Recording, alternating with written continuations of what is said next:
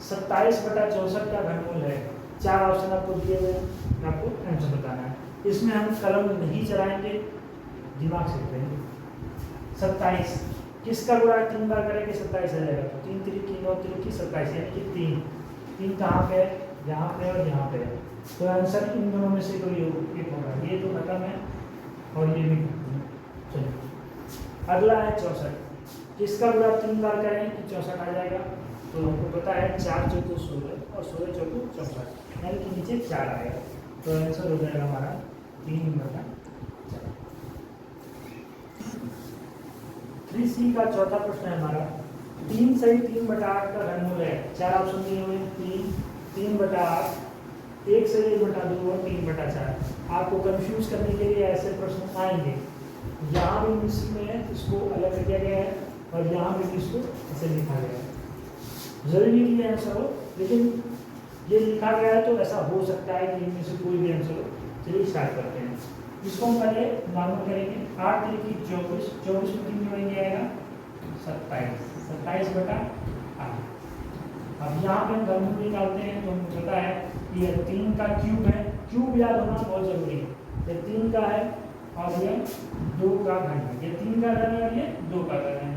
अब इसको हम 3/2 का आंसर में चेक करेंगे। यहाँ पे नहीं है, यहाँ पे नहीं है, यहाँ पे नहीं है, यहाँ पे भी नहीं है। ऐसा नहीं है, नहीं ऐसा नहीं है। इसको और सरल करेंगे तो 2 1 कम 2, 1 शेष बच गया और 2। ये हमारा आंसर है और जो कि हमको यहाँ पे दिख रहा है। तो तीसरा हमारा आंसर हो जाएगा 1 सही 1/2।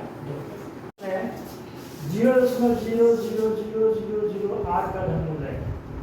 ऑप्शन है हमारे पास 0.2, 0.02, 0.002 या फिर 0.004।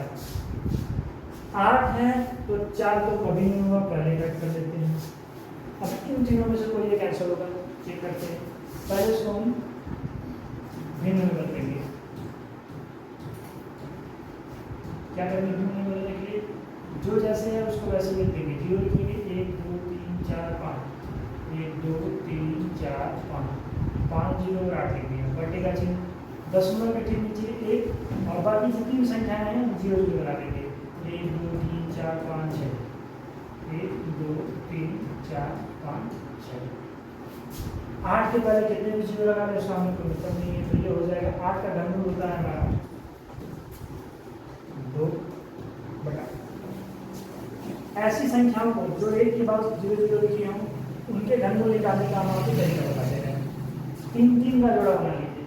0 के 3 3 का जोड़ा बना लीजिए। एक ले लीजिए यहाँ से, एक जोड़ने से 1 0, एक जोड़ने से 1 0, तो 2/100 ये हमारा फाइनल आंसर है। लेकिन यहाँ पे कहीं भी आंसर बटे में नहीं दिया हुआ है, तो क्या करेंगे? दशमलव में बदलेंगे। दशमलव में कैसे बदलते हैं? ध्यान से देखिए। 2 को हम 2.0 लिख सकते हैं, कोई दिक्कत नहीं। दशमलव के बाद कोई अंतर नहीं होता है। ये हम यहाँ पर लिख रहे हैं 2.0।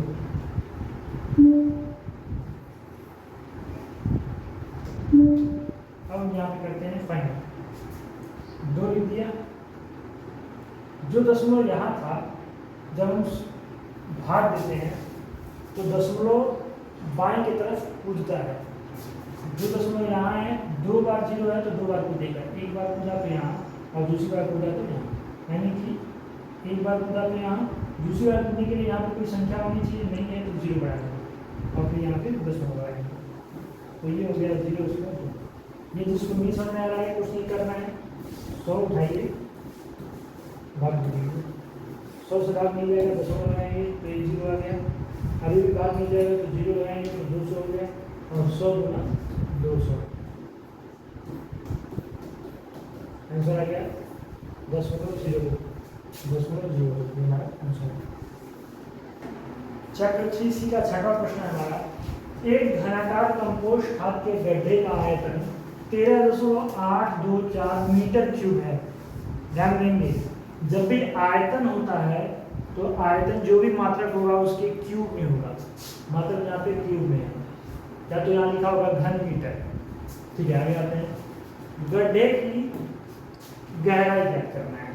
ठीक है, हल करते हैं, लेकिन पहले हम प्रश्न को समझेंगे तब हम इसको हल करेंगे। हम एक गड्ढा बना लेते हैं। चलिए, घनाकार, घनाकार का अर्थ होता है कि सारी भुजाएं बराबर होंगी।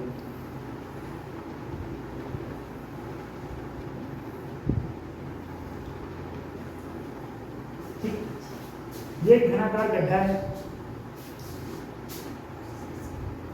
प्रश्न पूछा है गहराई कैसे, तो गहराई का सेंस ये, यहां से लेकर के यहाँ की दूरी, गहराई को हम h मान लें, स्मॉल h से दिखा दें, हाइट, तो ये गहराई हो गया।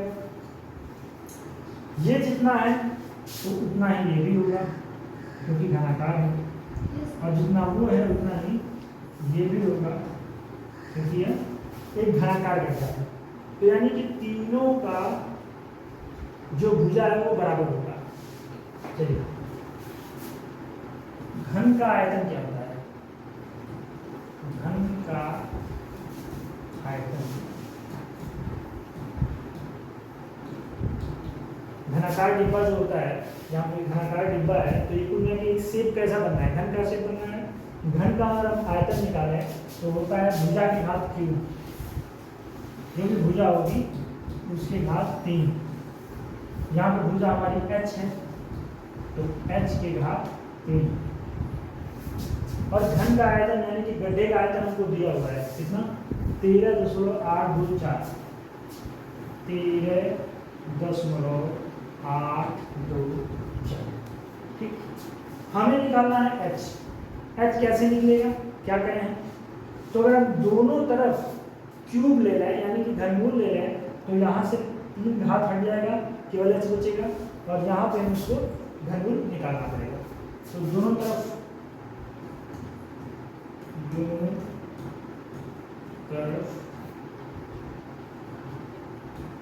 घनमूल लेंगे तो यहाँ पे लेंगे तो हो जाएगा, यहाँ पे 3 लिखना जरूरी है, क्यूब रूट हो जाएगा 13.824 बराबर, यहाँ भी क्यूब रूट रहेगा और उसमें हो जाएगा h की घात 3।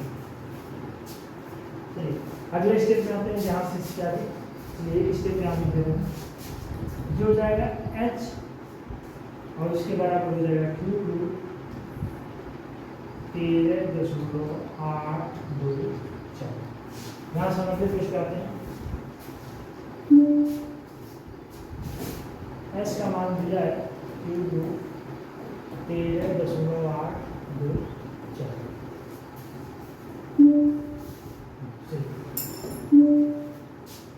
अब इसका क्या करें? तो इसको जब हम बाहर लेंगे, इसका घनमूल लेंगे तो 13.824 दशमलव है, दशमलव को हटाएंगे, दशमलव हटाएंगे तो आएंगे 1 2 3 बार 0 क्यूब रूट 25 हो गए। अगर कंफ्यूजन है तो यहाँ पे ध्यान देंगे,